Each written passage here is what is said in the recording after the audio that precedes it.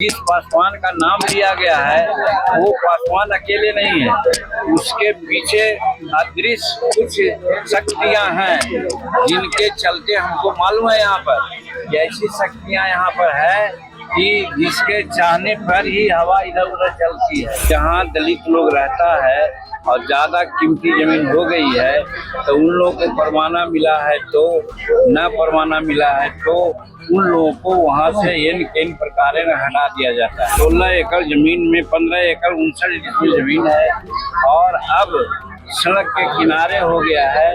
ये जमीन कई 1 लाख रुपए कट्ठा की बात हो गई है। तो पहले तो लोगों के दिमाग था कि ये सब छाड़न का जमीन है, इस पर कोई मामला, इसमें कोर्ट का भी दोष है जिसके चलते भूमि माफिया को लगा इन प्रकार है ना हम अब इसको जमीन को कब्जा करने हैं। और कब्जा करने का एक ही तरीका उन लोगों का है कि घर में आग लगा दो, मार दो, डकैती कर दो और अनेक तरह से टॉर्चर करो ताकि लोग भाग जाएगा। भूमि विवाद का मामला ये बनता है और ये भूमि विवाद का मामला 1966 से ही ये चल रहा है और 1966 के बाद 1995 में भी कुछ बातें हुई थी और जो जमीन पर यहाँ पर महादलित लोग रह रहे हैं वो लोगों को DCLR कोर्ट से फैसला मिली है, परवाना है और हर तरह से इन लोगों को रहती राइट है इस पर वो लोग रह रहे हैं। कुछ भू माफिया लोग और जिनकी जमीन पहले ये थी आपस में मिल करके, चूंकि ये जमीन अब बहुत महंगी हो गई है, उनकी गिद्ध दृष्टि गई है और उन लोग यही सोचा है जो जनरल फिनोमेना है कि जहाँ दलित लोग रहता है और ज्यादा कीमती जमीन हो गई है तो उन लोगों को परवाना मिला है तो न परवाना मिला है तो उन लोगों को वहाँ से इन प्रकार हटा दिया जाता है। इसी एपिसोड में ये भी आपको घटना है कि यहाँ पर जमीन 16 एकड़ समथिंग है और 16 एकड़ जमीन में 15 एकड़ 59 डिसमिल जमीन है और अब सड़क के किनारे हो गया है। ये जमीन कई 1 लाख रुपए कट्ठा की बात हो गई है। तो पहले तो लोगों के दिमाग था कि ये सब छाड़न का जमीन है, इस पर कोई मामला नहीं बनता, लेकिन अब जब जमीन महंगी हो गई है तो सब लोगों की अब इसमें गिद्ध दृष्टि लग गई कि किसी तरह से यहाँ दलितों को भगाओ यहाँ से। अब भगाने के क्रम में ही एक न एक कार्रवाई होती रही, जैसा कहा 66 में भी लड़ाई हुई, 59 में भी लड़ाई हुई, 68 में भी लड़ाई हुई, 2023 में भी लड़ाई हुई और हद तो है कि हमारे लोग यानी महादलित के लोग इस बिना पर कि LRDC सरकार के तरफ से इनको फरमाना मिला हुआ है और इस पर बोगस फरमाना बना के दूसरे लोग कब्जा करना चाहते हैं। इसके लिए इन लोग कोर्ट में भी गए हुए हैं और कोर्ट में केस आज 300 बरस से चल रहा है। ये न्यायिक प्रक्रिया का दोष है। जो कहा जाता है कि टाइटिल है, बेटा दायर करता है, तोता उसको लड़ता है, वही कहानी यहाँ हो रही है। मैं यहाँ पर न्यायिक प्रक्रिया का दोष को हम कंडेम करते हैं कि गरीब घर के लोग इतना दिन नहीं रह सकते और अगर जो ये लोग टाइटिल किए हुए हैं इसका निपटारा अगर पहले हो गया होता, जो 24 साल से चल रहा है टाइटिल, अगर 10 साल पहले निपटारा हो गया होता तो शायद ये मामला नहीं आता।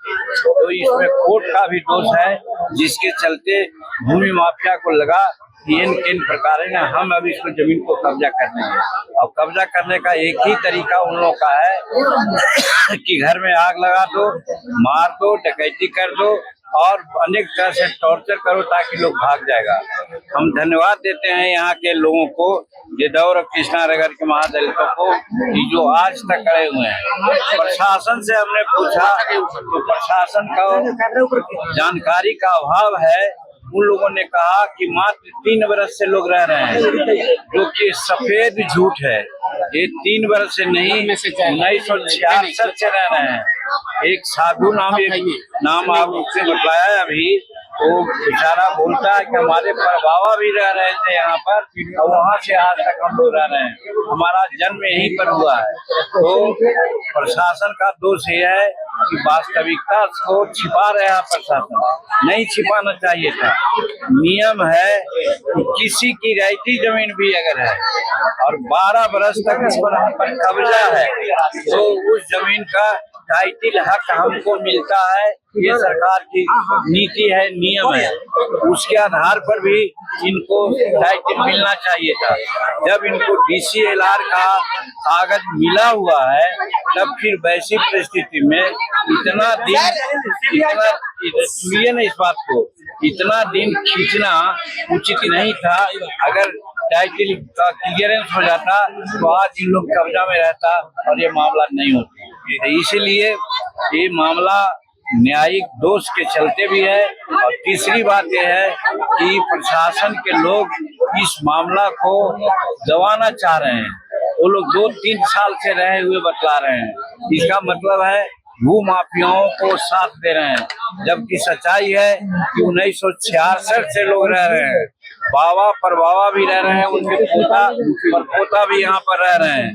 तो वैसी परिस्थिति में उनको छिपाना नहीं चाहिए था और इस तरह से वो छिपा करके मामला को हल्का करना चाहते हैं। मैं आप लोगों के माध्यम से कहना चाहता हूँ कि यहाँ पर रेवेन्यू विभाग का वो कानून को इम्प्लीमेंट करना चाहिए जिसमें है कि 12 बरस तक अगर शेड्यूल कास्ट के लोग किसी रहती जमीन पर ही अगर रह रहे हैं तो उनको टाइटल मिलना चाहिए। तो दोनों दृष्टिकोण से इन लोगों को हक मिलना चाहिए।